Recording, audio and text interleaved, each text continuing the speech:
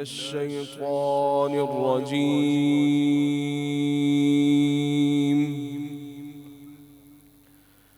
بسم الله الرحمن الرحيم.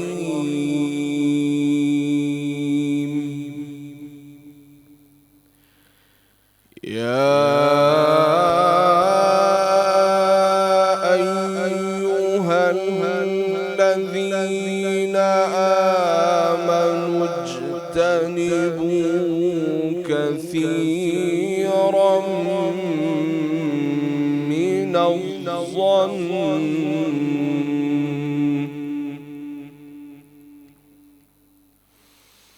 إن بعض الظن إثم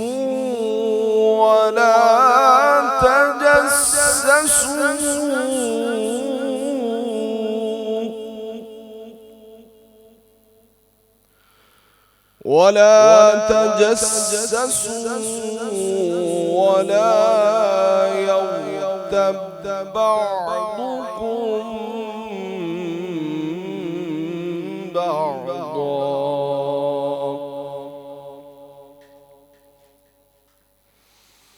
أيحب أحدكم أن يأكل لحم أخيه ميتا فكرهتموه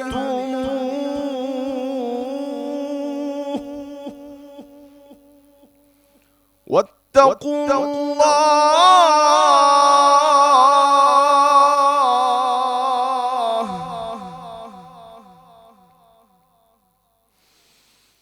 أيحب أحدكم أن يأكل لحم أخيه ميتا فكرهتموه واتقوا الله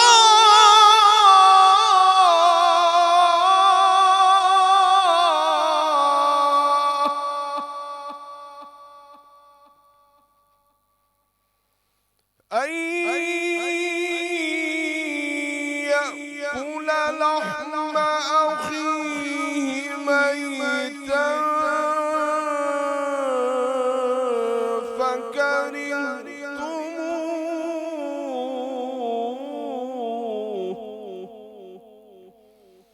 واتقوا الله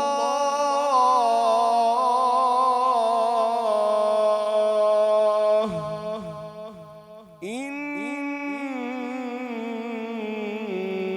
الله تواب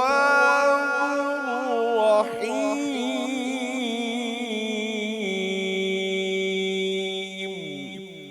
صدق الله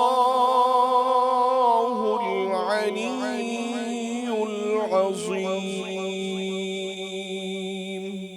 जज़ाकुमुल्लाह खैर का अरसा माशाल्लाह बहुत ही खूबसूरत। नाज़रीन तर्जुमा पेश कर रहा हूँ। ऐ ईमान वालो बहुत ज़्यादा गुमान यानी बदगुमानी से बचो, क्योंकि बाज़ गुमान गुनाह होते हैं, और तजस्सुस ना करो और ना ही तुम में से कोई किसी की गीबत करे। क्या तुम में से कोई इस बात को पसंद करेगा कि वो अपने मुर्दा भाई का गोश्त खाए? बस तुम उसे पसंद नहीं करते। और अल्लाह से डरो, बेशक अल्लाह बहुत तौबा कबूल करने वाला और निहायत रहम वाला है। निहायत रहम वाला है, बेशक इसमें कोई शक नहीं है। अपने तमाम व्यूवर्स को रमज़ान अल कबीर ये खुसूसी इफ्तार ट्रांसमिशन में खुशामदीद कहते हैं।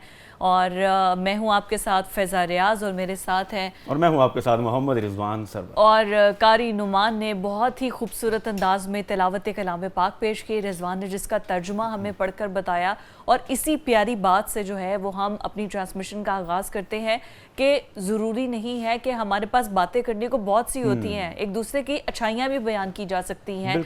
जब दो लोग आपस में मिलते हैं, ज़रूरी नहीं कि वो बंदा या वो शख्स जो कि मौजूद नहीं है उसके पीठ पीछे उसकी बात की जाए, क्योंकि ये गीबत कहलाई जाती है और हम बड़ा प्राउडली कह देते हैं कि नहीं जी, हम तो जो उसमें वो चीज़ है हम तो उसको बयान कर रहे हैं, हम तो वो बात कर रहे हैं। नो, आप जो चीज़ उसमें है वही तो गीबत है, आप उसी को तो बयान कर रहे हैं। तो ज़रूरी नहीं है, आपके पास और बहुत सी और पॉजिटिव चीज़ें हैं। एक बार अपने सोचने का पैटर्न, अपने माइंड को कहिए, अपने सोचने के अंदाज को थोड़ा सा मुख्तलिफ अंदाज में अब अपने माइंड को सिग्नल देंगे, क्योंकि आपका माइंड आपको कंट्रोल नहीं कर रहा, आप अपने माइंड को कंट्रोल कर रहे हैं। जब आपको ये चीज़ समझ आ जाएगी ना, बहुत सी चीज़ें नॉर्मल हो जाएंगी, बहुत सी चीज़ों में आसानी पैदा हो जाएगी। आज आखिरी रमज़ान के अशरे का आखिरी रोज़ा नहीं, अभी तो नौवां रोज़ा है और उसके बाद कल होगा ये पहले अशरे का आखिरी रोज़ा। मतलब ये है कि फिजा आपको रोज़ा लग रहा है? रोज़ा लग रहा है नहीं, आई वाज एक्सपेक्टिंग कि शायद आज 10वां रोज़ा है, लेकिन आज 9वां रोज़ा है।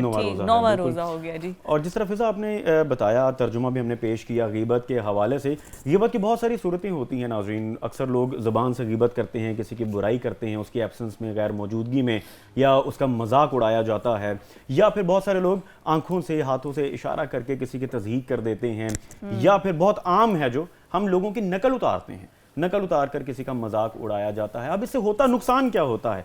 नुकसान हम सबसे पहले और सबसे बड़ा नुकसान अपना ही करते हैं।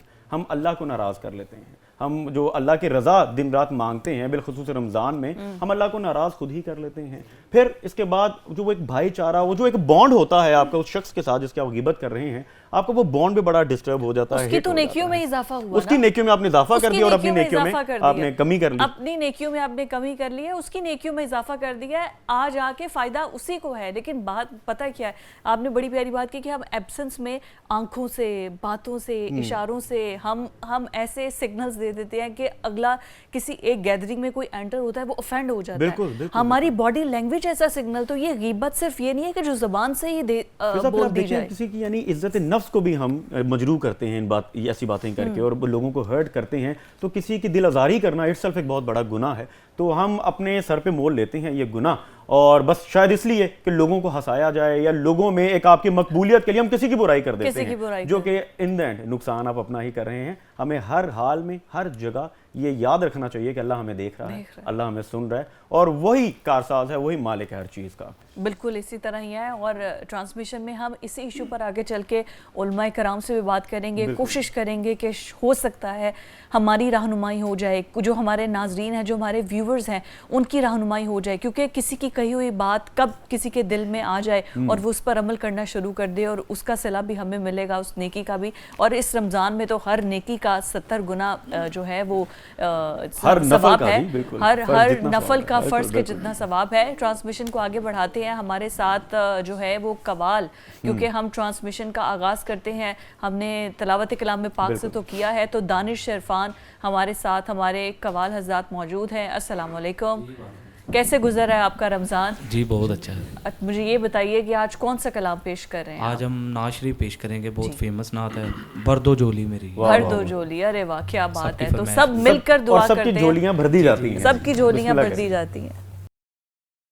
ब्रेक के बाद खुश आमदीद और रमज़ान अल कबीर, ये खुसूसी इफ्तार ट्रांसमिशन। रोज़ा हो गया है इफ्तार और मगरिब की नमाज अदा करके सब अब डाइनिंग टेबल पे बैठ गए हैं, और रोज़ा जो है ना, अच्छा ये नवीद थी कि शायद बारिश होगी लाहौर में, तो मैं तो ये एक्सपेक्ट करती कि शायद आज बारिश हो जाएगी, और मौसम जो है वो वैसे भी खुशगवार है और बारिश हो जाएगा। लेकिन अगर बारिश हो जाए ना तो मौसम और ठंडा हो जाएगा। तो इस रहमत के अशरे में अल्लाह करे कि और मज़ीद अल्लाह की रहमत हम पर बरसे, मौसम जो है वो ठंडा हो जाए और हमें रोज़े जो हैं वो कम कम लगे। लेकिन हमारे चूँकि ट्रांसमिशन को हमने क्लोज करना है, और इसी दुआ के साथ, इसी अच्छी बातों के साथ कि हम जो यहाँ पर बातें कर रहे हैं ना, ये सिर्फ बातों तक बात ना रहे, अमल में भी कुछ करें। और अमल के लिए बड़ा ज़रूरी है कि हम, ज़रूरी नहीं है एट वंस सब कुछ, हर अच्छी चीज़ पर एकदम अमल कर दें। सिर्फ एक बात, कोई एक अच्छी बात, कोई सी एक अच्छी चीज़ को पकड़ लें कि इस रमज़ान में मैंने ये एक सूरत तर्जुमे के साथ पढ़ी है और इस पर मैंने अमल करना है,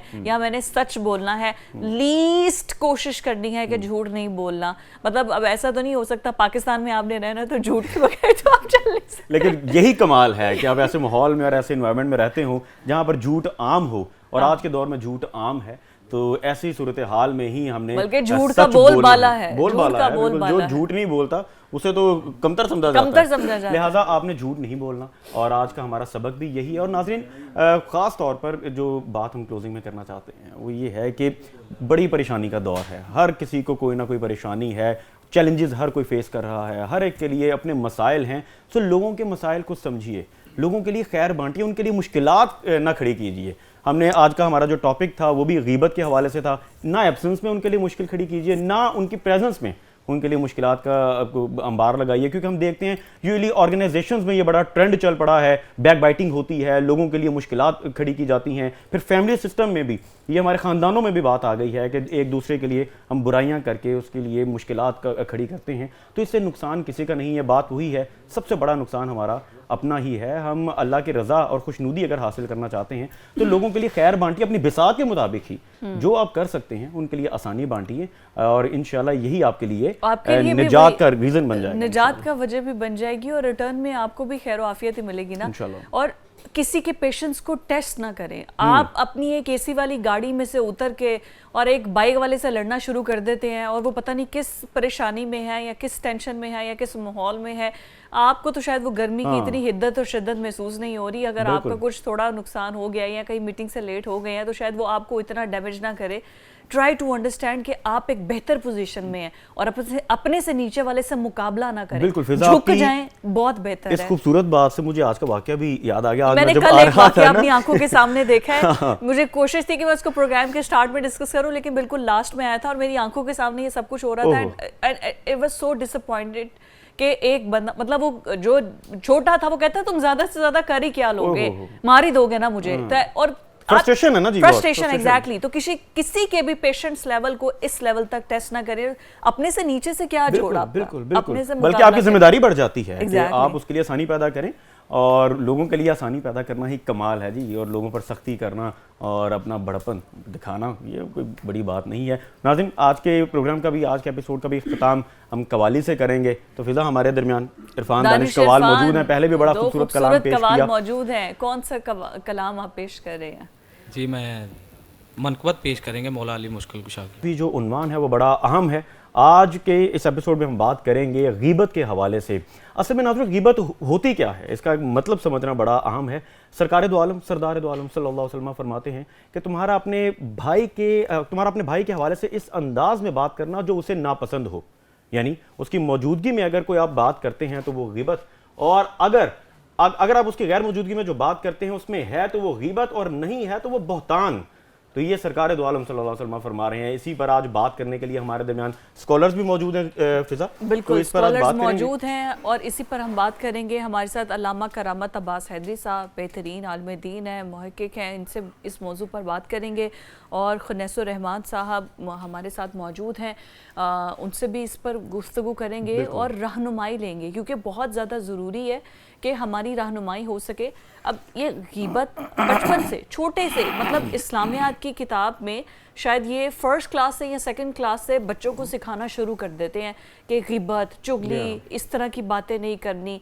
लेकिन हम बड़े होते होते उन चीज़ों पर पता नहीं क्यों अमल करना भूल जाते हैं या उनका मतलब भूल जाते हैं कि गीबत होती क्या चीज़ है। और एक ये बड़ी चीज़ है कि प्राउडली हम कह देते हैं कि भाई देखिए, हम किसी की चुगली तो नहीं कर रहे, ये चीज़ उसमें है, हम तो हकीकत बयान कर रहे हैं, ऐसा तो कुछ नहीं है। हम तो उसके मुंह पे भी कहने को तैयार है कि तुम्हें ये बात है। Exactly, I have seen many people जो क्या इस तरह से कहते हैं कि हम बड़े वो है, मतलब स्ट्रेट फॉरवर्ड हैं, हम बहुत स्ट्रेट फॉरवर्ड हैं। हमने एक चीज़ देखी अल्लामा साहब, ये जो स्ट्रेट फॉरवर्ड लोग हैं, मैं चाहूँगी सबसे पहले तो इसको ज़रा क्लियर कर दें कि ये जो हमारे माशरे के अंदर ये स्ट्रेट फॉरवर्ड लोग हैं, ये कहते हैं जी इसमें ये बात है और हम तो उसके मुंह पे भी कहने को तैयार हैं। आपने चुगली भी कर दी, उसकी दिल आज़ारी भी हो गई और फिर कह दिया जी उसके मुंह पर भी हम कहने को तैयार हैं। तो उनको ये लगता है कि ये गीबत नहीं है।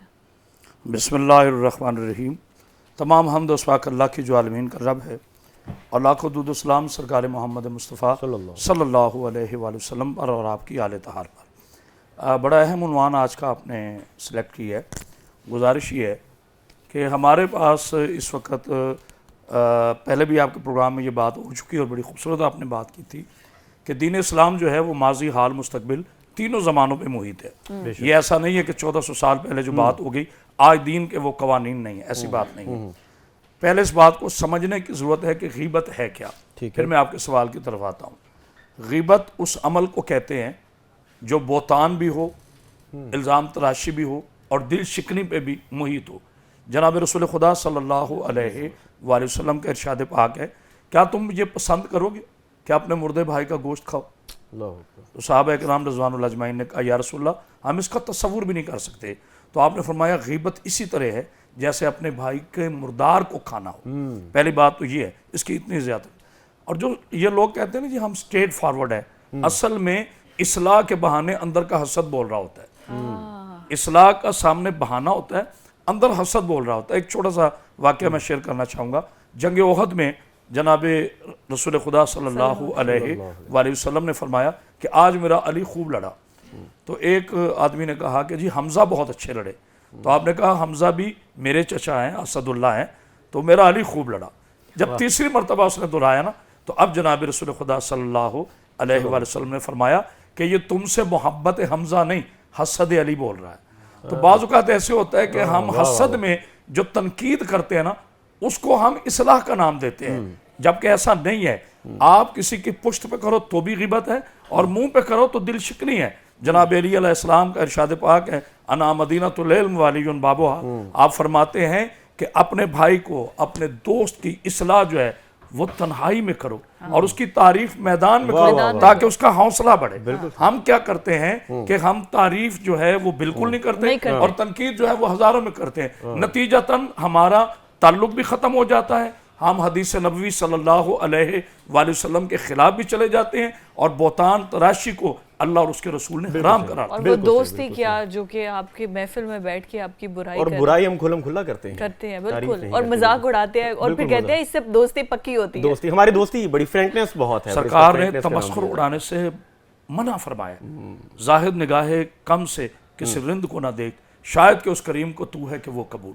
ये मेरा अल्लाह जानता है कौन कैसा है, कितना है, हम अंदर की कैफियत खूब जानता है। खुनासुर रहमान साहब, आपकी जानिब आएंगे।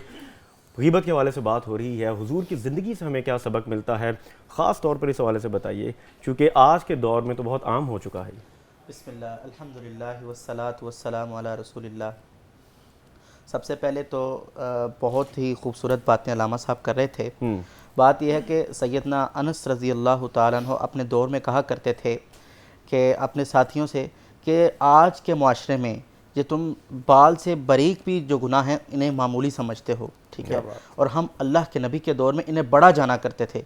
और आज इसी के बारे में हम ले लें जो गीबत है, और गीबत को हम मामूली समझते हैं, और वो गुनाह जो अल्लाह के रसूलुल्लाह सल्लल्लाहु अलैहि वसल्लम के दौर में नबी सल्लल्लाहु अलैहि वसल्लम अपने सहाबा से कह रहे हैं कि गीबत क्या है मेरे सहाबा जानते हो? तो सहाबा कहने लगे अल्लाह का रसूल और अल्लाह बेहतर जानता है गीबत क्या है। तो अल्लाह के नबी सल्लल्लाहु अलैहि वसल्लम ने कहा गीबत ये है कि तुम अपने भाई के पीठ पीछे उसकी बुराइयां करो, और उसके सामने भी जो है तुम उसकी बुराइयां करो, ये गीबत है। तो सहाबा ने कहा कि हम उसके पीठ पीछे अगर उसकी ये कर रहे हैं तो ये क्या होगा? आपने कहा ये बहतान है, तुम उस पर बहतान लगा रहे हो। जो चीज़ उसमें मौजूद है वो गीबत है, और जो चीज़ मौजूद नहीं वो बहतान है।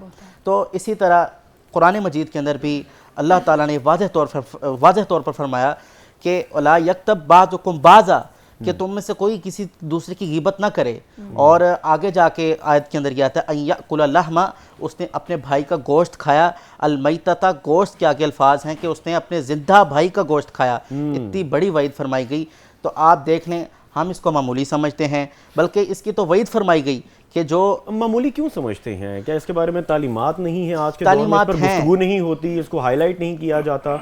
तालीमात हैं लेकिन हम उनको फॉलो नहीं कर रहे। आप देख रहे हैं, सबसे बड़ी बात यह कि ये बहुत सारी इसकी वजूहात हैं। इसमें हसद भी आ जाता है, इसके ऊपर एक अपने टाइम पास करने के लिए किसी दूसरे का जो तमस्खुर उड़ाना और उसकी बेहतरीन टॉपिक ही होता है कि किसी की बुराई कर ले, यार आज इसकी बुराई करते हैं, ऐसा ही है। अच्छा अल्लामा साहब, अगर रोज़मर्रा की ज़िंदगी से समटाइम ऐसा होता है कि हमें पता भी नहीं होता है कि हम गीबत कर रहे हैं, हमारे अमल, हमारे रिश्ते, अगर मैं चाहूँ कि रोज़मर्रा की ज़िंदगी से कुछ ऐसी चीज़ें पॉइंट आउट कर सकें आप, या कुछ रिश्तों के अंदर ऐसी बारीकियों को, ताकि जो हमारे व्यूअर्स हैं उनको पता चल सके कि क्योंकि सम टाइम ऐसा होता है कि अगर कोई हमें उसी टाइम पॉइंट आउट कर देना तो हमें रियलाइज तब होता है और हमें पता चलता है कि अच्छा हम यहाँ पर गलत है। तो मैं चाहूँगी कि रोज़मर्रा और अभी की माशरती ज़िंदगी से, चाहे वो आपके दफ्तर के अंदर ताल्लुकात हैं, आपकी प्रोफेशनल लाइफ से हैं या पर्सनल लाइफ से हैं। बड़ी खूबसूरत बात मेरे नौजवान फाजिल फरमा रहे थे। गुजारिश ये है कि ज़मीर वो अदालत है जहाँ बेगुनाह को भी हाजिर होना पड़ता है। अगर हम रोज़ाना सोने से पहले अपने ज़मीर का दरवाज़ा खोल लें तो हमें पता चल जाएगा हम दिन में क्या करते रहे। आपने आगाज़ में एक जुमला कहा कि उसे पता ना हो, ऐसा कभी नहीं हो सकता कि हमें पता ना हो कि हम ग़ीबत कर रहे हैं। हम इतने नफ़ा पसंद लोग हैं, यानी इतना मार्जिन रखते हैं अपनी लाइफ में कि हमें हर वो चीज़ पसंद है जो मेरे मुनाफी ना हो बल्कि मेरे हक में हो। तो ऐसा तो हो नहीं सकता कि हमें पता ना हो। दूसरी बात, बेहतरीन एहतसाब ये है, जनाब अलैहिस्सलाम का एक बड़ा प्यारा इरशाद पाक है कि दुनिया के अंदर रहो, दुनिया तुम्हारे अंदर ना रहे। बिल्कुल उसी तरह कश्ती जब तक पानी में रहती है तैरती है, और जब पानी कश्ती में आ जाता है तो वही कश्ती डूब जाती है। वो जो हमारे लालच के सुराख है ना, वही हमारी इज्जत की कश्ती में सुराख करते हैं और उसी में हम डूब जाते हैं। कोई किसी को धोखा नहीं देता, धोखा हम अपने लालच की वजह से खाते हैं। और इस बात को सबसे ज़रूरी ये है कि अपने वजूद पर वारिदुल वजूद करना। अहादीस मुस्तफ़ा सल्लल्लाहु अलैहि वसल्लम को, मेरे आका की हयात तैयबा में कोई ऐसी चीज़ नहीं जो रह गई। आज 1400 साल के बाद किसी आलिम स्कॉलर में ये जुर्रत नहीं है कि वो ये कह सके कि ये बात हुजूर बता के नहीं गए। ऐसा हर किसी नहीं है। मेरे आका जिंदगी का एक एक लम्हा, हलाल हराम, इल्म, कोई ऐसी चीज़ नहीं है जो मेरे आका ने हम तक पहुँचाई ना हो। हमने इसको अपनी ज़िंदगी पे मुसल्लत करना है और वो हम नहीं कर रहे, उसी वजह से हम पीछे। बिल्कुल अल्लामा साहब, बहुत खूबसूरत आपने बात की। और तालीमात तो हैं मगर आज के दौर में इम्प्लीमेंटेशन नहीं है, हम उसको फॉलो नहीं कर पाते। कोशिश करें कि अपने ट्रांसमिशन के जरिए इसको उजागर करें और ताकि हम इसको फॉलो कर सकें। अभी वक्त एक छोटे से ब्रेक का, नाज़रीन आप कहीं मत जाइएगा।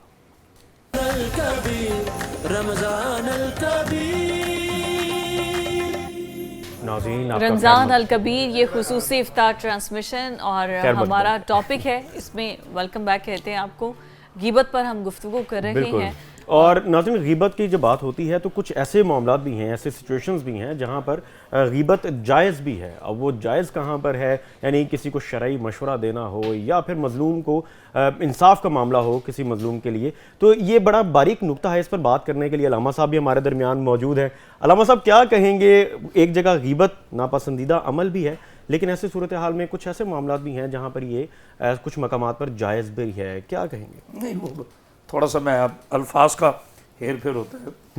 जहाँ ग़ीबत जो है ना, ग़ीबत का जायज़ से कोई ताल्लुक नहीं है। सुनिए, वो जो आप सिचुएशन बता रहे हैं उसे वो इस्लाह में आता है, या किसी के फेल का, फेल कबीर का, गुनाह कबीरा का इनकार करना।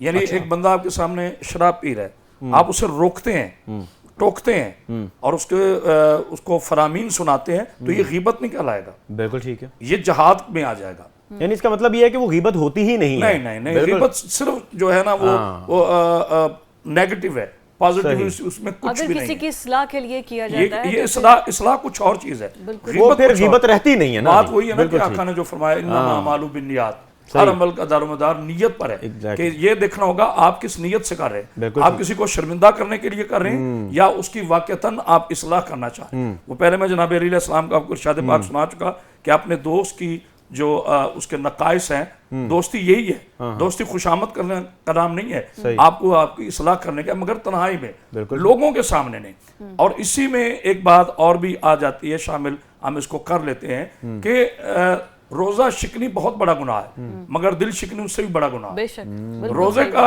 अगर आपने शिकन किया तो कुफारा है, मगर दिल शिकनी का कुफारा नहीं है। इसकी तौबा बंदे से होती है, अल्लाह से नहीं। यानी ये बंदे और बंदे का मामला है, ये अल्लाह और बंदे का मामला है। जो ग़ीबत कर रहा है, मैं आपकी तरफ आऊंगी सर, जो शख्स ग़ीबत कर रहा है, चले वो तो बयान कर, जो सुन रहा है, क्या उसको भी गुनाह होगा? जी, ये तो बात ऐसी है, जो बंदा ग़ीबत सुन रहा है डेफिनेटली उसको भी होगा। क्योंकि देखें, मुसलमान जो है उसके दूसरे भाई के ऊपर 3 चीज़ें हराम कर दी गई हैं, उसका माल, उसका खून और उसकी इज़्ज़त और आबरू। अब देखें, आप जिस तरह हदीस में आया है, कुरान में आया है कि ये जो गीबत है ये आप दूसरे मुसलमान भाई का ज़िंदा जो गोश्त है वो नोच रहे हैं, गोश्त खा रहे हैं, आप उसकी इज़्ज़त लूट रहे हैं। आप तो ये ख़ुद देखें कि आप अपने मुसलमान भाई की इज़्ज़त लूट रहे हैं, यहाँ तक कह दिया गया है। तो ये आप जिस तरह मैंने आपको बताया कि उसका माल, उसका खून और उसकी जो इज़्ज़त है, तो उसकी अपने भाई की इज़्ज़त ही महफूज नहीं है, तो किस तरह से आप इसको देखेंगे? बिल्कुल सही बात है, बहुत खूबसूरत बात है। और हमें इन चीज़ छोटी छोटी आदत है, छोटी छोटी चीज़ें हैं जिनसे आप जो है वो बहुत बड़े बड़े गुनाहों से बच सकते हैं। उलमा कराम जो हमारे साथ मौजूद थे, बड़ा ही सेंसिटिव सा इशू था, एग्जैक्टली, जिस पे हमने गुफ्तगू की है। आप दोनों का बहुत शुक्रिया। वही भी फरमाई गई है जो गीबत के हवाले से है, वो ये कि नबी अकरम सल्लल्लाहु अलैहि वसल्लम एक कब्र के, दो कब्रों के पास से गुजर रहे थे, तो उन दोनों का अज़ाब दिया जा रहा था। तो आपने जिब्राइल से पूछा कि कौन लोग हैं जिन्हें अज़ाब दिया जा रहा है, तो कहा गया एक वो है जो अपनी पेशाब की छींटों से महफूज नहीं रहता था, और दूसरा वो जो गीबतें किया करता था। इसी तरह जब आपको मेराज करवाया गया, उस वक्त कुछ लोग थे, उनके जो नाखून थे वो तांबे के थे और वो अपने सीने को नोच रहे थे, और बताया गया ये वो लोग थे जो दुनिया के अंदर अपने भाई का गोश्त जो है वो नोचा करते थे, यानी गीबत किया करते थे। गीबत से ना तो दामन मरियम महफूज है, ना हुस्न यूसुफ। हमारी क्या औकात। जनाब यूसुफ अलैहिस्सलाम पे लोगों ने इल्जाम तराश दिए, मरियम सलामुल्लाह अलैहा पर लोगों ने बोहतान लगा दिया। तो हर दौर में बुराई के साथ हक को चलना है, और हक को चीने का मजा तब आता है जब उसके सामने बातिल खड़ा हो। बहुत ही खूबसूरत जी। वक्त की बहुत किल्लत है, बहुत शुक्रिया आप दोनों का। मैं अब चाहूंगी कि दानिश इरफान की तरफ चलते हैं। हमारे दो कवाल जो कि बहुत ही खूबसूरत कलाम को पेश करते हैं, तो आप कौन सा कलाम पेश कर रहे हैं? आप मौला मुश्किल शाह का कसीदा पेश करना। वाह वाह वाह, अरे वाह जी जनाब, बिस्मिल्लाह।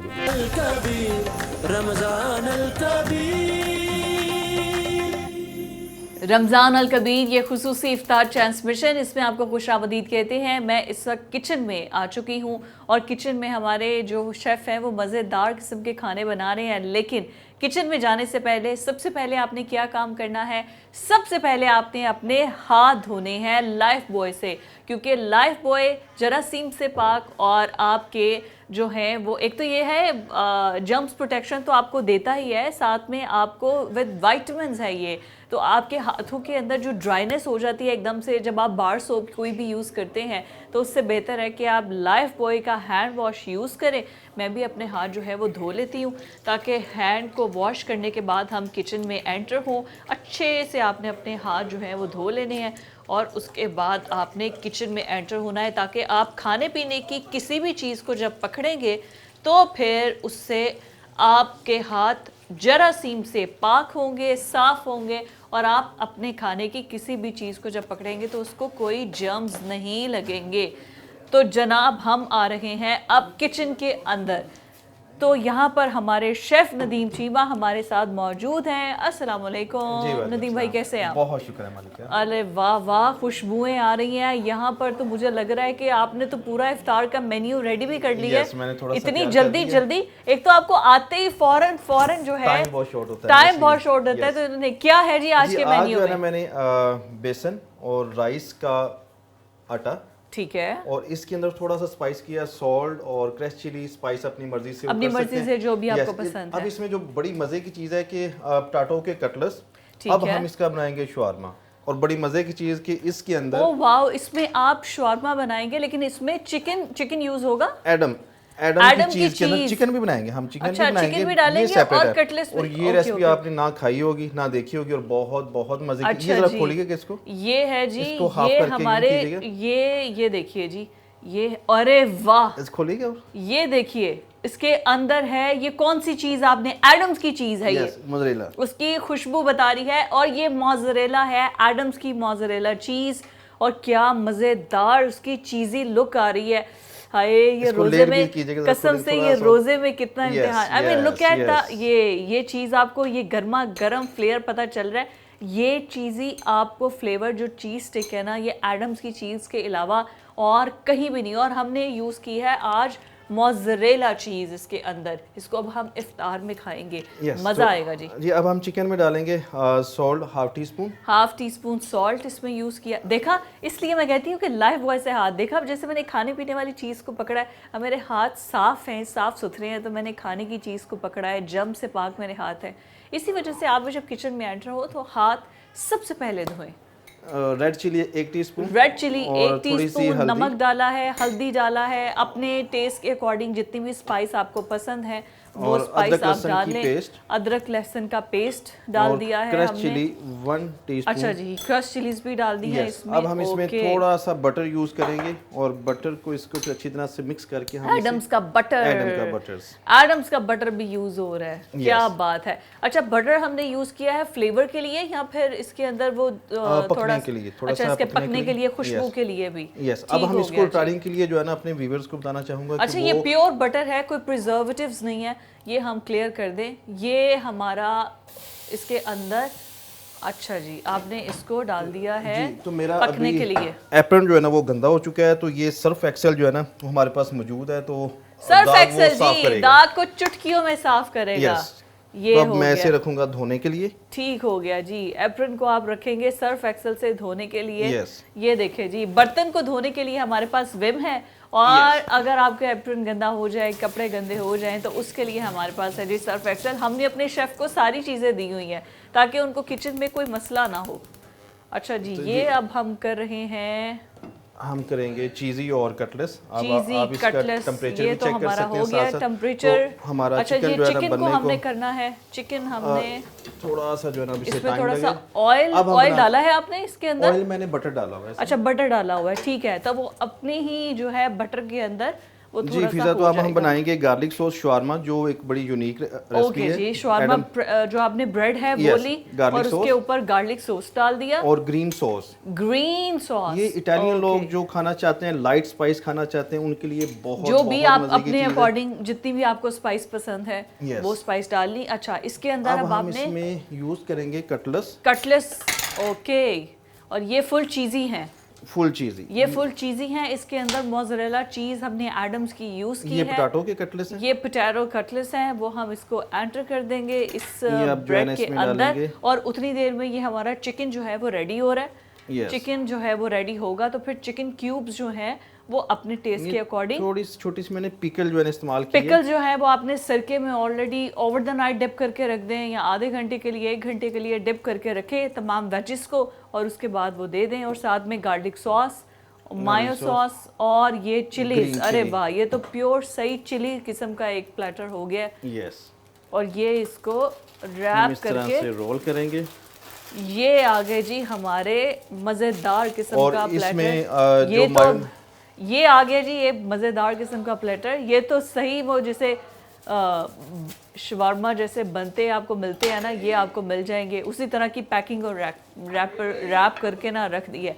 ये हमारे चीज़ी स्टिक्स हैं, और ये आ गया जी हमारा, ये हमारा शवारमा भी आ गया। और रूह अफ़ज़ा के साथ, रूह अफ़ज़ा अगर आपको पसंद है, रूह अफ़ज़ा ऐसी आइटम है चूँकि इफ्तार में सबसे पहले अगर किसी की तरफ हाथ बढ़ता है तो वो रूह अफ़ज़ा होता है। तो रूह अफ़ज़ा का ड्रिंक है, या फिर अगर आपने अपने पोटैटो स्टिक्स चीज़ी प्लेटर को एंजॉय करना है तो आप कोक के साथ भी एंजॉय कर सकते हैं। मर्ज़ी आपकी है, चॉइस आपकी है, लेकिन हमारा काम है आपको मज़ेदार किस्म की जो है ना रेसिपीज़ लेकर आना। हमारे शेफ़ यहाँ पर हमें मज़ेदार किस्म की रेसिपीज़ बताते हैं और हम आपके लिए वो तैयार करते हैं। ये देखिए जी, मोज़रेला स्टिक। मोज़रेला अच्छा, स्टिक्स। इसका बड़ा होता है कि रेस्टोरेंट के अंदर जो है ना वो अंडे की कोटिंग कर रहे होते हैं, कॉर्नफ्लोर की कर रहे होते हैं, तो ये बहुत बहुत मजे की होती है। आपने तो मोज़रेला स्टिक निकाली, मोज़रेला स्टिक को आपने फ्राई किया, और ये सोर्स ऑफ प्रोटीन है। मतलब ये तो आप वो जो सही जिम वगैरह अगर आप करते हैं ना, तो आप चीज़ यूज़ करें, मोज़रेला चीज़ यूज़ करें, चैडर चीज़ यूज़ करें, ये तो सोर्स ऑफ प्रोटीन है। और ये बहुत अच्छा मतलब मज़ेदार किस्म की आपको चीज़ी स्टिक्स जो है ना एडम्स की अगर आप यूज़ करते हैं तो आपको बड़ा मज़ा आएगा। और उसके साथ अगर कोक हो चिल किस्म की, और उसके साथ हो जी ये चीज़ी स्टिक्स, या फिर आपका चीज़ी प्लेटर हो, और आपको फुल चीज़ी किस्म की प्लेटर के साथ अगर आपको ठंडा 1 गिलास कोक का मिल जाए ना, तो मज़ा आ जाए। पूरे का पूरे खाने का ना मज़ा दुबाला हो जाता है, डबल हो जाता है। तो यही तो फ़ायदा है जी, यही तो मज़े हैं। और फिर आप इतनी मेहनत करते किस लिए? खाना खाने के लिए करते हैं, कमाते किस लिए हैं? तो अच्छा अच्छा खाएं और अच्छा अच्छा अपनी सेहत बनाएं।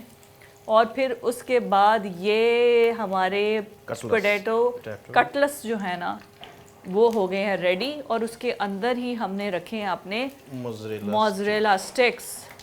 अच्छा, एडम्स की। हम जो है ना इसका शवारमा चिकन और मोज़रेला स्टिक में भी बना सकते हैं। वो आप अपने टेस्ट के अकॉर्डिंग, अगर आपने चिकन का यूज़ करना है, आपने पोटैटो का यूज़ करना है, अगर आपने मोज़रेला स्टिक्स को यूज़ करना है, वो आई थिंक स्टिक भी रेडी हो गई है, बस ठीक हो। मुझे तो लगता है अब आपके बर्तन जो है ना वो हो गए हैं फारिग, और इनको अब आपने ना, विम हमारे पास है, सर्फ एक्सेल हमारे पास है, और विम से हम जो है अपने किचन को साफ सुथरा चमका के रखेंगे ताकि जितनी भी चिकनाई है, चिकने बर्तन हैं, उन पर चिकनाई जम ना जाए।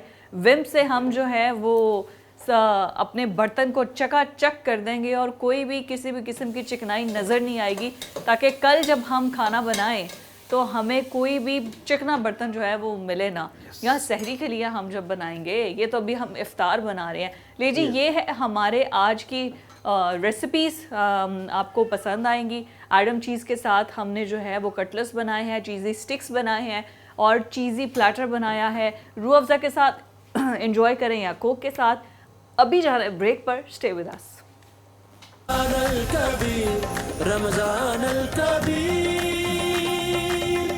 नाज़रीन, रमज़ान की खसूसी नशरियात रमज़ान अल कबीर में आपका एक दफ़ा फिर खैर मकदम है। और अभी ब्रेक से पहले फिजा ने आपको किचन का एक पूरा विजिट करवाया और आज एक नई डिश के हवाले से बताया। नाज़रीन, हमें प्रोग्राम में बड़े ही ख़ास मेहमानों ने ज्वाइन किया है, हमारे दरमियान मौजूद हैं। एक्टिंग से आगाज़ किया, किताब निगार हैं, बहुत ही खूबसूरत किताबें लिखी, और अभी रिसेंटली आपने उनको एक ड्रामा में देखा और बहुत पसंद किया। वो मैं हमेशा कहता हूँ वो जो कैरेक्टर था वो नक्श हो गया हम सबके जहनों में, लिहाजा हमें कहीं पर भी ये नज़र आ जाए तो हम इनका टाइम ज़रूर लेते हैं। और इनकी बड़ी हमारी खुशबख्ती है कि आज इन्होंने हमें टाइम भी दिया है, और ख़ास तौर पर फिटनेस के हवाले से मेरी मोटिवेशन भी है ज़ाती तौर पर, मॉर्निंग वॉक के हवाले से, और इसके साथ साथ यूट्यूब पर पूरी दुनिया विजिट भी करवाते हैं हमें। हमारे साथ मौजूद हैं इफ्तिखार उस्मानी साहब, इफ्तिखार इफ़ी साहब, आपको वेलकम कहते हैं। सर, कैसे हैं? खैरियत से हैं? मैं बहुत शुक्रगुजार हूँ जी आपका और आपके चैनल का कि आपने मुझे बुलाया और इज्जत बख्शी। सर, आपकी मोहब्बत है। रमज़ान बताएं कैसा गुजर रहा है? रमज़ान मेरा हमेशा बहुत आला दर्जे का इसलिए गुजरता है कि रमज़ान के अंदर जो एक्टिविटीज़ होती है ना, ये जो सहरी के वक्त जागना, सहरी से पहले दही लेकर आना और इफ्तारी के अंदर पकौड़े और तो बना के भी देना फिर बेगम साहिबा को। यार मैं बनाने में बड़ा निकम्मा हूं, मैं उसकी मदद बड़ी करता हूँ। मैं सामान उठा के देता हूँ, सामान उठा के उसका दस्तरखान लगा देता हूँ। ये भी बड़ी सपोर्ट है जी। हाँ, नहीं, सारा सामान भी मैं ला के देता हूँ, पुदीना भी मैं ला के देता हूँ, अच्छा, आलू भी ला के देता हूँ। और लोग आज के दौर में बड़ी आर समझते हैं साहब इस चीज को कि जी हम ला के दे चीजें और रोजा रख के जाना है बाहर, ये बड़ी नहीं, मेरा नहीं ख्याल कि ना रोजा रख के जाने में आ रहा है और ना ही बीवी की मदद करने में आ रहा है। मेरे लिए तो दोनों, देखिए, इंसान को ना इंसानी जून में रहना चाहिए, और जब अल्लाह ताला ये कहता है कि तमाम इंसान बराबर है तो मेरी बुढ़ी भी मेरे बराबर ही हो गई फिर। अरे वाह, बहुत खूबसूरत, बहुत खूबसूरत। वो जो मुझे फौकियत है वो तो जिम्मेदारी है ना, मतलब मुझे उसका खर्चा उठाना है, उसकी किफालत करनी, वो उस वाले से है। तो ये जो बराबरी ये वाली है ना घर के अंदर बेगम के साथ, ही बड़ा मजा। फिर दूसरी बात ये कि मुझे हमेशा से रमजान के अंदर मौका मिलता है अपने आपको रिड्यूस करने का, तो मैं करता ही हूँ कि इफ्तार और सहर दोनों से पहले मैं वॉक करता हूँ। Very nice. ये जो आपने बराबरी की बात किया ना, तो आपके बराबर में एक बड़ी प्यारी सी नात ख्वां सना हमारे साथ मौजूद है। सना को भी हम वेलकम करते हैं ट्रांसमिशन में। सना, कैसी हैं आप? अल्हम्दुलिल्लाह। आपको भी ट्रांसमिशन में खुश आमदीद। और आपसे भी हम पूछेंगे आगे चल के कि इफ्तार में आप क्या क्या खा रही हैं और आज क्या क्या बनाती हैं, साथ ये भी पूछेंगे। आज कोई डाइटिंग नहीं है, आपको और रिजवान का हमने कराना है मुकाबला पकौड़ों का और समोसों का। इफ़ी साहब, रोज बात होती है पकौड़ों पर कोई गुंजाइश नहीं है, हमने जरूर खाना है, लेकिन ये डाइट पर होती है, लिहाजा ये डाइटिंग पे, तो ये हम इस पर बात जरूर करते हैं कि क्या खाना चाहिए, इफ्तार में क्या होना चाहिए। चलिए, फिटनेस के वाले से आपसे भी बात होगी। आप क्योंकि वॉक करते हैं, आपने बताया इफ्तार से पहले भी वॉक करते हैं जी। तो अच्छा, रमजान में क्या रूटीन है? रमजान में सहरी से पहले मून मार्केट पार्क में वॉक करता हूँ। अच्छा, कुछ 2:30 बजे मैं दही लाइन चला जाना। अच्छा, हमारा एक मतलब एक जगह ढूंढी हुई मैंने, बड़ी आला दर्जे की। हाँ, दही लेके जब वापस आता हूँ तो तकरीबन 1 घंटा 20 मिनट बाकी होते, तो बेगम सब कुछ तैयार कर चुकी होती है, तो फिर हम सहरी कर लेते हैं। इफ्तारी के अंदर भी जो है मैं तकरीबन 3 बजे घर से निकल जाता हूँ, असर वहीं कहीं रास्ते में किसी मस्जिद में पढ़ के, और फिर मैं वॉक करता हूँ और वीडियो बनाता हूँ। और फिर उसके बाद वॉक ही करते रहना है, चलते रहना है। बड़ा मैं बल्कि अभी तो बहुत ट्रैवल मैंने 2 साल में बहुत ज्यादा किया, माफी चाहता हूँ। ये स्मोक की वजह से ना, ये ट्रैवल कर करके? ये परफ्यूम की वजह से। अच्छा, परफ्यूम की वजह से मुझे साइनस प्रॉब्लम है। ओके। तो मुझे बड़ा मतलब ये 2 साल के तो थोड़ा सा मैं समझता हूँ, थोड़ा क्योंकि मैं पेट के बड़ा खिलाफ हूँ। मैं दुनिया में किसी चीज के खिलाफ नहीं हूँ। अच्छा, मैं पेट के खिलाफ, पेट नहीं होना चाहिए। बिल्कुल सही बात है। तभी थोड़ा सा मेरा निकला है, ज्यादा नहीं है। मैं इसके खिलाफ जो है ना बड़ी मेहनत कर रहा हूँ। अच्छा, सही। तो ये मुझे कंट्रोल करने का बड़ा मौका मिलता है रमजान के अंदर। Very nice. तो सना, आपकी क्या रहती है सारी रूटीन रमजान में?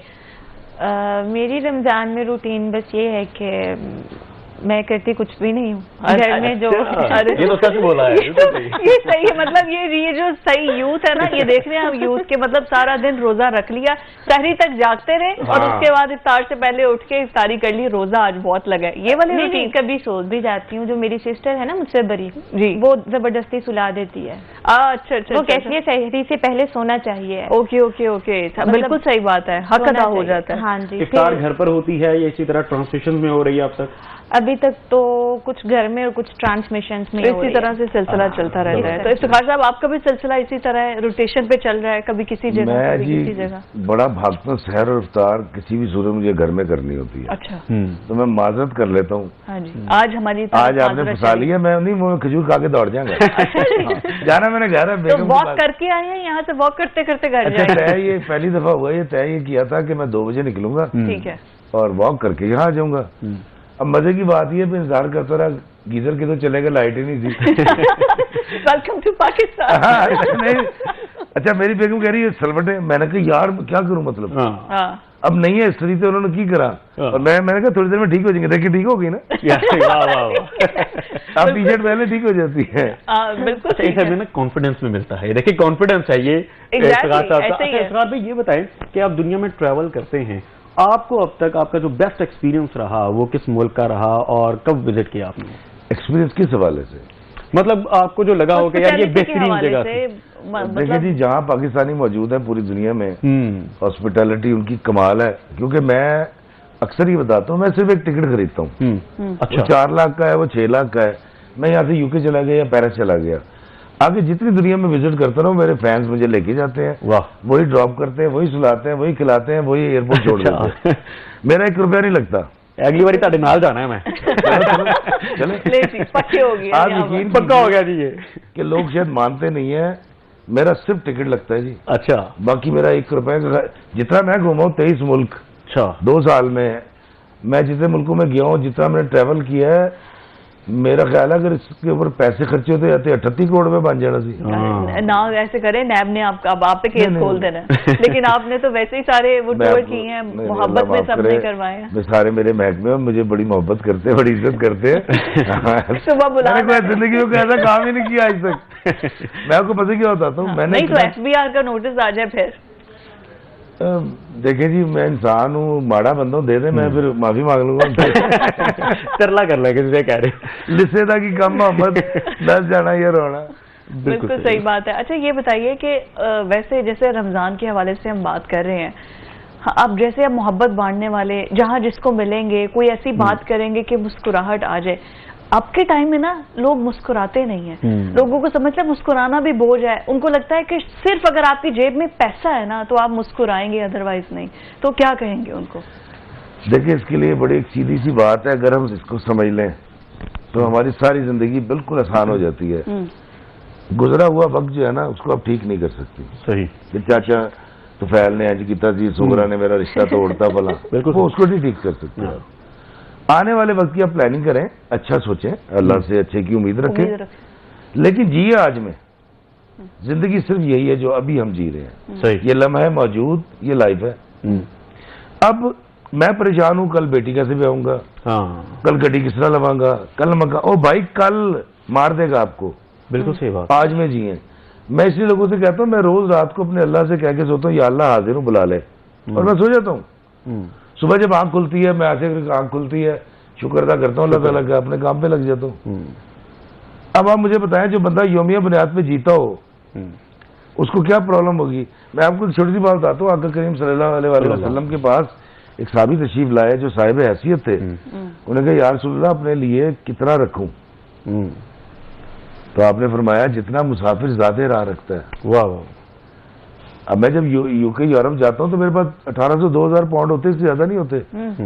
6-7 ट्राउजर होते हैं, 5-7 टी शर्ट्स होती हैं, 4 जैकेट होती है, बस बैग में जो लेकिन मुझे यहाँ सब कुछ चाहिए, बंगले चाहिए, बिल्डिंग चाहिए। बिल्कुल बिल्कुल। तो भाई आपका बेड़ा गर्क हो जाएगा, सोच सोच के मिलना नहीं है। ये चीज फ्रस्ट्रेशन भी बहुत है, वही मैं कह रहा हूँ ना। देखिए हर शख्स अपनी हालत बदलना चाहता है। जी हाँ। एडिटर कह रहा है मैं एनएलई इंचार्ज बन जाऊँ, आप कह रहे हैं मैं डायरेक्टर प्रोग्राम्स बन जाऊं, ये कह रही है मैं ओ नहीं भाईजान, ऐसे बेड़ा गर्क हो जाएगा। सही। हमें अपनी अपनी जगह पे रह के जीना है, बिल्कुल, और खुशी के साथ जीना है। खुशी के साथ जीना। मैं अक्सर मिसाल देता हूँ, 6 साल से मुझे शोबिज़ ने ना लिखने का काम दिया ना, एक्टिंग दी, ताकि मैं मर गया। मैं तो कभी गिला भी नहीं कीता। मैं तो ये कहता हूँ कि यार इफ्तिखार भी एक सब स्टैंडर्ड एक्टर था, निकाल दिया उन्होंने। मैं भी लॉगिंग कर रहा हूँ, आज भी जिंदा है, देखें हमारे दरमियान बैठे हुए हैं। मैं वही गुजारिश करना चाह रहा हूँ। तो मैं ये कहना चाहता हूँ लोगों को कि यार आप मतलब किसी कैमरामैन को ऐसे निकाल दें एनएलई के, वो बेचारा खुदकुशी कर लेगा। बिल्कुल जी बिल्कुल। और नहीं भाईजान, पेशे बदलने से क्या होता है? बिल्कुल सही बात। असल चीज है आपने खुश रहना है, और खुश रहने के लिए आपको ये समझना पड़ेगा कि अल्लाह ताला की सबसे बड़ी अता जिंदगी है। जिंदगी। बहुत वाह वाह, बहुत शुक्र अदा करते हैं। सना की तरफ चलते हैं। सना कौन सा कलाम आज पेश कर रही हैं आप? हो करम सरकार, अब तो हो गए गम बेशुमार। वाह सुभान अल्लाह जी, बिस्मिल्लाह करें।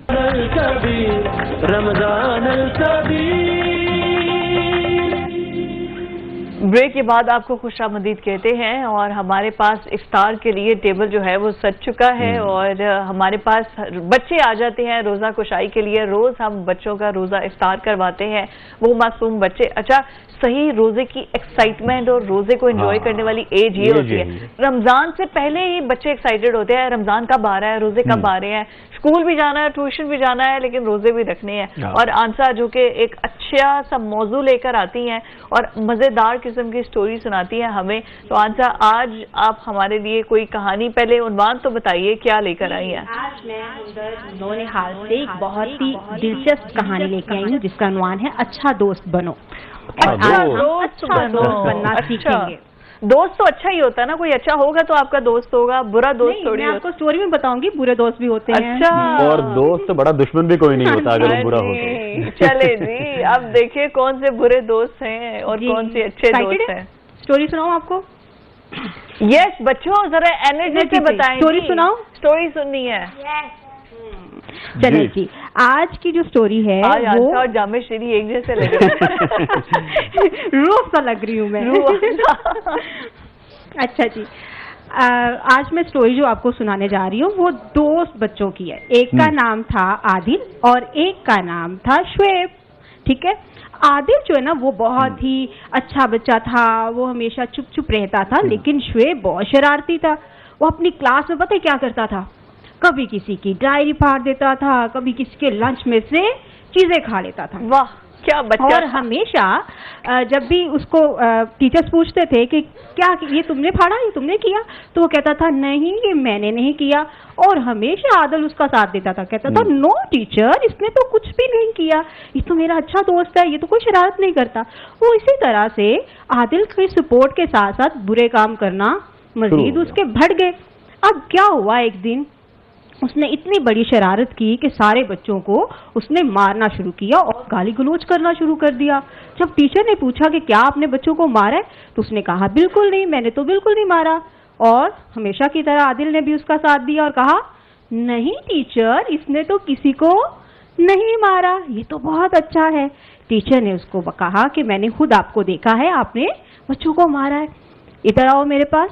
आपने कहा कि जो अच्छा दोस्त होता है ना, आप उसके अच्छे दोस्त हो? कहता हाँ मैं अच्छा दोस्त हूँ। उसने कहा कि जो अच्छा दोस्त होता है वो हमेशा अच्छी चीजों में अपने दोस्त को अप्रिशिएट करता है और बुरे कामों से रोकता है। और जो अच्छा दोस्त होता है वो कभी भी आपको बुरे काम करने की तरफ नहीं लेके जाता। और रसूल करीम सल्लल्लाहु अलैहि वसल्लम ने जो दोस्त के अच्छे दोस्त की निशानियां बताई हैं वो भी यही बताई हैं कि आप अच्छे दोस्त को देखो तो आपको खुदा की याद आए, और आप और आपका दोस्त मिलके अपनी आखिरत की तैयारी करो। कैसे कर सकते हैं? हम दुनिया में अगर अच्छे काम करेंगे, एक दूसरे का ख्याल रखेंगे, अगर आपके दोस्त को कुछ लेसन नहीं आता ना तो आप अपने दोस्त का साथ देंगे, उसको लेसन याद करने में मदद करेंगे, ठीक है। और अगर आपका दोस्त जो है वो किसी चीज में कमजोर है और उसकी हेल्प कर देंगे, ठीक है। अगर आपका दोस्त कुछ बुरा कर रहा है, आपको कुछ अपने दोस्त की कोई बात बुरी लग रही है, तो उसको तन्हाई में जाके समझाओ कि आपकी ये बात आपको इन फ्यूचर बहुत ज्यादा परेशान करने वाली है, इसलिए आज ही अपने आप को बेहतर बनाओ। अपने दोस्तों को हमेशा अच्छा करने की तलकीन करनी चाहिए, बुराइयों से दूर रहना चाहिए और अच्छे काम करने की तरफ उसको अप्रिशिएट करना चाहिए, ठीक है। अच्छी थी स्टोरी, मजा आया, अच्छी थी स्टोरी। अब आपने अच्छे फ्रेंड्स बनाने हैं, शरारती बच्चों से दूर रहना है, शरीर बच्चों से दूर रहना है। लेकिन वैसे रौनक शरीर बच्चों से ही होती है ना, जैसे हमारे शरीर गेस्ट से रौनक लगी हुई है हमारे पास है। ऐसा ही है, क्या हो शरीर ना हो, ये कैसे हो सकता है? अच्छा, वो दिल के साफ होते हैं ना, जो दिल में होता है वो मुंह पे कहते हैं। बच्चा और बंदर अगर आराम से बैठे हो तो बीमार है। इसका मतलब है कि उनको हरकत, मैं इस उम्र में इतनी शरारतें करता हूँ, आप मैं खुद जिन बच्चों को बहुत संभाला जाता है कि शरारत ना करें, फिर तो उनके साथ जाती है ये इस उम्र में। मैं इतना शरारती था, मेरी अम्मा बचपन में ना कभी वो तावीज ला के बांध देती थी, कभी गले में डालती थी, कभी फूके मरवाती थी, पता नहीं कहाँ का मौलवी को ले जाके। वो अब मैं कहता हूँ कि दरअसल उससे ना, वो पुराने लोग हैं ना, उनसे मेरी एनर्जी जो है ना वो चैनलाइज नहीं होती थी, मैच नहीं करती, एब्सोल्युटली वो एनर्जी मैच नहीं करती थी, चैनलाइज नहीं करती थी। मैं अपने अम्मा अब्बा को ये कहता हूँ कि आप लोगों को पता ही नहीं था मैं की करना है। मैं बचपन में ये करता था कि वो कुंडी होती ना, कड़ों वाली कुंडी होती थी। हाँ बिल्कुल बिल्कुल, संतना घर में वो ऐसे कड़े होते थे, उसको धागा बांध के रात को ना दूर जाके टक टक करना, जरा को बाहर आना थी खिंच के तोड़ देना। अब ऐसा शरारती बच्चा था मैं। ये तो ज्यादा है ये फिर। नहीं इससे ज्यादा होता है सर, एवी नहर तक रोते पीछे जाके तो। अच्छा भाईजान, बच्चे ऐसे ही होते हैं, ऐसे एज करके बैठे होते हैं, वो बीमार बच्चे होते हैं। अच्छा एफी भाई, कभी वो किया आपने जो बेल देके भाग जाना? ये बड़ी दफा हमारे बचपन में नई बेल आई थी। एक लोग थे वो पीआईए में थे, एक थे वो आर्मी में थे, और एक मेरे मामू, मेरे सगे मामू, अच्छा फोटोग्राफर थे, उनके घर में बेल लगी हुई थी। 3 घर थे पूरे मोहल्ले में, ठीक है। असी बेल दे के दौड़ जाना, फिर यहाँ तक करना कि बटा रख के ना तो टेप ला के दौड़। बड़ा मजा आता था यार, वो बचती रहे और वो सोचते रहे कि कौन आया था, कौन आया था। बच्चा शरारत करेगा, मुझे तो बड़े अच्छे बच्चे लगते हैं शरारत करते हैं ना। सही, इवन जो कॉलेज यूनिवर्सिटी में पढ़ रहे हैं ये भी बच्चे हैं, ये भी जो शरारत करते हैं, उनके टीचर्स को चाहिए उसको मतलब शरारत और बदतमीजी में बड़ा देखिए, बच्चे को क्या समझाएंगे बदतमीजी क्या होती है? बच्चा तो गाली भी देता है, हमारी सोसाइटी का हिस्सा है। अगर आपने उसको बताया ही नहीं कि एथिक्स क्या है, तो वो ये चीज तो उसको शायद, जो एथिक्स हमें बताए गए थे ना बचपन में, अल्हम्दुलिल्लाह 35 साल के बाद उस पर अमल शुरू किया। हाँ, ये कौन सी उम्र है असल में कि कहाँ पर आकर समझ आएगी? देखिए मैं यूनिवर्सिटी में गया, तो वहाँ उसके लेक्चर के बाद खातून टीचर थी, एचओडी कहती कि देखिए इफ्तिखार साहब, आजकल की बच्चियां, नहीं एक ने मुझे कहा कि बच्चियां कैसी लगी हमारी यूनिवर्सिटी की। मैं कहा सारे बच्चे एक से होते हैं। नहीं हमें इनमें क्या फर्क है? तो मैंने कहा कोई फर्क नहीं है, ये भी भागो वाली बच्चियां हैं, जो यूनिवर्सिटी में जाते हो भागो वाली बच्चियां होती हैं। अब वो आई डोंट नो वो क्या सुनना चाह रही थी, तो उसमें एक टीचर बोली, कहती नहीं देखिए इफ्तिखार भाई, ये देखती हैं कि हमने पहन क्या रखा है, किस गाड़ी में आए हैं और भला। तो मैं कहा फिर क्या हो गया अगर ये देखते हैं बच्चे हैं? उन्होंने कहा नहीं बच्चों को पता होना चाहिए हम इनकी रूहानी माँ है। मैंने कहा आप इनकी रूहानी माँ हैं, और अगर आप मेल होती तो आप इनकी रूहानी बाप होती। ये बात इनको क्यों किसने कहा बतानी? कहते और किसको? मैंने कहा आपने सीखनी है। कहते क्या मतलब? मैं कहा मेरी बीवी जब ईसा या अली कॉलेज यूनिवर्सिटी जाते हैं वो नीचे तक भागती है, अच्छा मिल्क शेक पी ले, अच्छा फला कर ले, अच्छा ये बर्गर ले जाओ पैक करके दे। वो कहता नहीं चाय रोज बनवाता, पी के नहीं जाता। तो मैंने कहा आपने ये करना है इनके साथ, ठीक है? कहती नहीं इनको नहीं बताना कि मैं मैंने अपने सगे माँ बाप उससे समझ आने शुरू हुए थे जिस दिन पहली बार बड़ा बेटा गोद में आया था ना अली, तो पहली दफा पता लगा था कि माँ क्या होती है और बाप क्या होता है। यार खुदा का वास्ता चीजें गलत बयान ना करें। उस्ताद रूहानी बाप है, ये उस्ताद को जानना है, बच्चे को नहीं। बच्चे को अपने बेटा नहीं पता था, वो तो कह रहा था मैंने नहीं पता, मैंने बाइक ला के दो, मैंने मोटरसाइकिल ला के दो, वो कहाँ से लेकर आए बेचारा। सही बात है। मैं अपने बच्चों की सेमेस्टर की फीसें देता हूँ ना, मैं 3 जवान बच्चों को डील कर रहा हूँ, उन्होंने कख नहीं पता, उन्होंने सिर्फ पता कि ATM है, माँ वो है जो घर में काम करती है, बाप जिससे कभी डरना है और इसने पैसे देने हैं। तो मैं तो रिक्वेस्ट करता हूँ तमाम यूनिवर्सिटीज के टीचर, देखा मुझे लगता है कि टीचर्स को ट्रेन करने की जरूरत है। सही बात, बिल्कुल, जो इन बच्चों को ट्रेन करेंगे। जापान के अंदर उनको बताना ना पड़े कि ये रूहानी माँ है, रूहानी, उनको एक नहीं मैंने ये साबित करना है कि मैं तुम्हारा रूहानी बाप हूँ। उसको तो 35-40 साल के बाद समझ आना है भाईजान, क्या हो गया आपको। मैं आपको से पूछता हूँ, माशाल्लाह आपकी बेहतरीन यंग एज है, अभी तक आपको माँ बाप समझ आ गए हैं? झूठ बोलेंगे अगर आप कहेंगे ऐसे ये तो वक्त के साथ साथ लर्निंग प्रोसेस है, बिल्कुल। और फिर इनका कद आसमानों को छू जाता कि यार माँ पे बड़े होते हैं। वाह वाह वाह। अब जो माँ बाप को देर से समझना शुरू कर रहा है, टीचर को कैसे समझेगा। सही बात, सही बात। तो इसलिए टीचर्स को ये समझना है कि आपने साबित करना है कि आप इसके रूहानी माँ बाप है, बच्चे को नहीं। बच्चा तो बच्चा, न्याणा क्यों कही था, और ये यूनिवर्सिटी तक न्याणा ही रहता है, ये भी आपको बता दूं। असल में जब तक आप प्रैक्टिकल एज में नहीं आते ना, तब तक तो आप एक स्टूडेंट लाइफ होती है ऐसी है जिसमें शुगर होती, और टीन एज में आपकी मस्तियां और इसी तरह से। लेकिन के बाद भी यही एक मसला है हमें सब। देखिए मैं आपको बताता हूँ, अभी मैं गया हुआ था लंदन, तो इस बार मैं चला गया कैम्ब्रिज और ऑक्सफोर्ड। यकीन कीजिए, मैं आपको वीडियो दिखा देता हूँ, सर्च करके देख लें। कैम्ब्रिज तो पूरा का पूरा दरिया केम के किनारे है, उसके एक सरहदी दीवार उसका वो हो गया। उसके बाद इतनी बड़े दरवाजे हैं, इतनी बड़ी फसीलें हैं। ऑक्सफोर्ड में भी ऐसे ही है। तो मैं सोच रहा था यार, पहली तो बात यह है कि आज से 1100 900 800 साल पहले ऐसे बंदे आधे क्यों सर, पहली बात। और ये किला नुमा क्यों बना रखे, तब समझ आई वो अपने स्टूडेंट्स को प्रोटेक्ट करते थे, क्योंकि एक जंगल के अंदर एक यूनिवर्सिटी है। अच्छा, सही। और ये बच्चे ही तो हैं जिनको प्रोटेक्ट करना है। बिल्कुल सही। हम तो भाईजान गुजर चुके हैं, हमने जो करना था कर लिया। फ्यूचर ये आप है, बिल्कुल सही। मुस्तकबिल तो आप बैठे हुए हैं। सही। तो इनकी इज्जत करनी है, इनको इल्म देना है, इनको शऊर देना है। तो वो फिर मैंने सोचा अच्छा यार, क्योंकि उनके बच्चे थे तो वो किला नुमा इसलिए बनाते थे कि कोई हमला आवर आए तो जल्दी फतह ना कर सके। और फिर उसके अंदर भी वो थे, मतलब कमरे, और कमरों के नीचे भी तहखाने। आप जाके आज भी ऑक्सफोर्ड में देख लें, स्टूडेंट्स की प्रोटेक्शन है ये, स्टूडेंट्स की प्रोटेक्शन के लिए।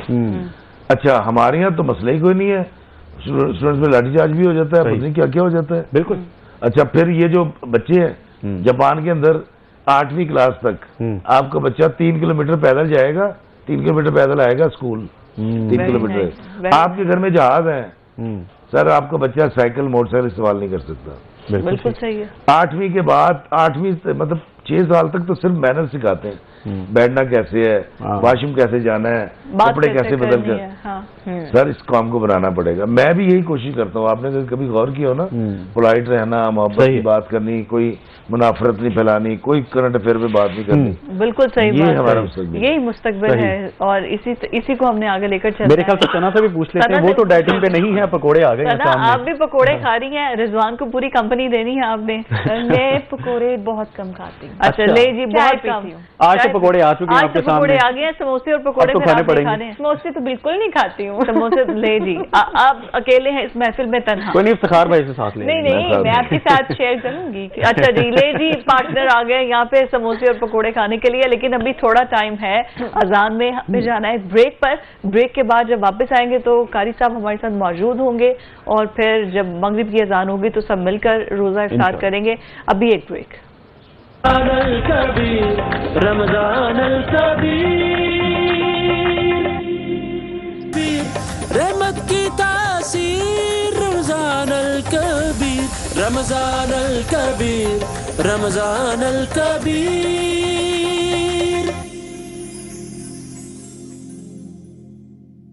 ब्रेक के बाद खुशामदीद और रमज़ान अल कबीर, ये खुसूसी इफ्तार ट्रांसमिशन। रोज़ा हो गया है इफ्तार और मगरिब की नमाज अदा करके सब अब डाइनिंग टेबल पे बैठ गए हैं, और रोज़ा जो है ना, अच्छा ये नवीद थी कि शायद बारिश होगी लाहौर में, तो मैं तो ये एक्सपेक्ट करती कि शायद आज बारिश हो जाएगी, और मौसम जो है वो वैसे भी खुशगवार है और बारिश हो जाएगा। लेकिन अगर बारिश हो जाए ना तो मौसम और ठंडा हो जाएगा। तो इस रहमत के अशरे में अल्लाह करे कि और मजीद अल्लाह की रहमत हम पर बरसे, मौसम जो है वो ठंडा हो जाए और हमें रोज़े जो हैं वो कम कम लगे। लेकिन हमारे चूँकि ट्रांसमिशन को हमने क्लोज करना है, और इसी दुआ के साथ, इसी इतनी अच्छी बातों के साथ कि हम जो यहाँ पर बातें कर रहे हैं ना, ये सिर्फ बातों तक बात ना रहे, अमल में भी कुछ करें। और अमल के लिए बड़ा ज़रूरी है कि हम, ज़रूरी नहीं है एट वंस सब कुछ हर अच्छी चीज़ पर एकदम अमल कर दें। सिर्फ एक बात, कोई एक अच्छी बात, कोई एक अच्छी चीज़ को पकड़ लें कि इस रमज़ान में मैंने ये एक सूरत तर्जुमे के साथ पढ़ी है और इस पर मैंने अमल करना है, या मैंने सच बोलना है, लीस्ट कोशिश करनी है कि झूठ नहीं बोलना। मतलब अब ऐसा तो नहीं हो सकता पाकिस्तान में आपने रहना तो झूठ के बगैर तो आप चल नहीं सकते। लेकिन यही कमाल है कि आप ऐसे माहौल में और ऐसे इन्वायरमेंट में रहते हो जहाँ पर झूठ आम हो, और आज के दौर में झूठ आम है।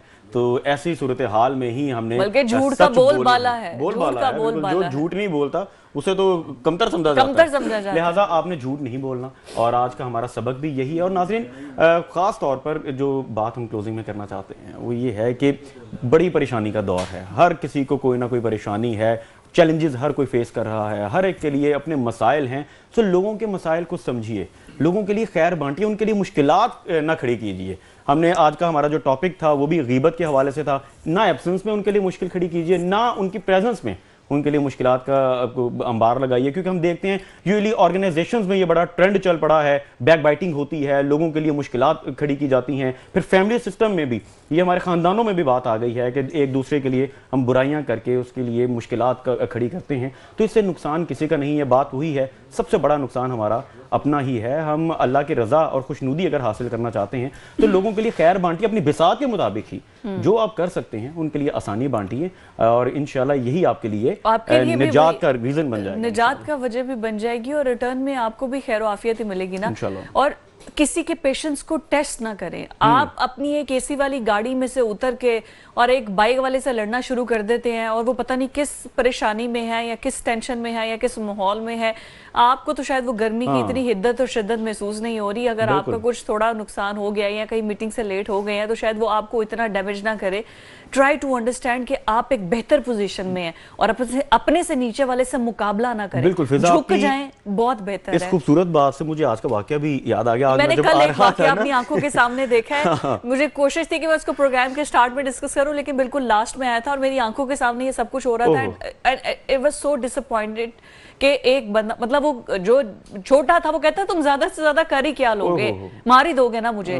और फ्रस्ट्रेशन है ना जी, फ्रस्ट्रेशन एग्जैक्टली। तो किसी के भी पेशेंट्स लेवल को इस लेवल तक टेस्ट ना करें। अपने से नीचे से क्या जोड़ा, बिल्कुल बिल्कुल, बल्कि आपकी जिम्मेदारी बढ़ जाती है कि आप उसके लिए आसानी पैदा करें, और लोगों के लिए आसानी पैदा करना ही कमाल है जी। और लोगों पर सख्ती करना और अपना बड़पन दिखाना ये कोई बड़ी बात नहीं है। तो दानिश सरवान, बहुत ही प्यारे दो कवाल भाई हमारे साथ मौजूद हैं। हम इनके ही नातिया कलाम के साथ आज की ट्रांसमिशन का वाइंड अप करेंगे। आपसे कल मुलाकात होगी। इंशाअल्लाह। अल्लाह हाफिज।